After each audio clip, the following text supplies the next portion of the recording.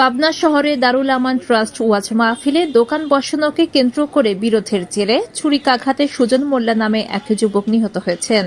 বুধবার রাত 1:30টার দিকে এ মর্মান্তিক ঘটনা ঘটে। নিহত সুজন মোল্লা পাবনার সাঁথিয়া উপজেলার পিপুলিয়া গ্রামের সাইফুল মোল্লার ছেলে।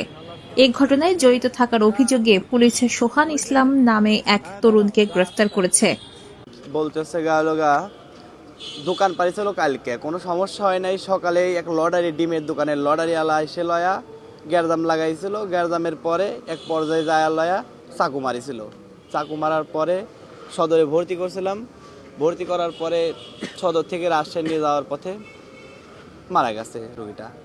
তারপরে আমরা লিয়ে এসে লয়া ইকবল সাহেবের কাছে গেছিলাম। ইকবল সাহেব খালি বললো যাও থানায় যাও, ব্যবস্থা করে দিচ্ছি আমরা। ইকবল সাহেব কোনো কাজ করেননি। আমরা অবশ্যই হত্যা বিচার চাই। তিনি পাবনা সদর উপজেলার মহেন্দ্রপুর গ্রামের শরীফ প্রামাণিকের ছেলে। পুলিশ ও স্থানীয় সূত্রে জানা যায়, ওয়াজ মাহফিল উপলক্ষে দোকান বসানো নিয়ে দুজনের মধ্যে বাকবিতণ্ডা হয়। এক পর্যায়ে সোহান ধারালো ছুরি দিয়ে সুজনকে আঘাত করলে তিনি গুরুতর আহত হন। পরে তাকে পাবনা জেনারেল হাসপাতালে নেওয়া হলে উন্নত চিকিৎসার জন্য রাজশাহী মেডিকেল কলেজ হাসপাতালে রেফার করা হয়। পথে তার মৃত্যু হয়।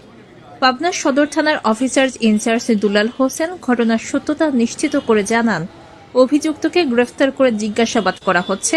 প্রাথমিক তদন্ত শেষে তার বিরুদ্ধে আইনগত ব্যবস্থা গ্রহণ করা হবে।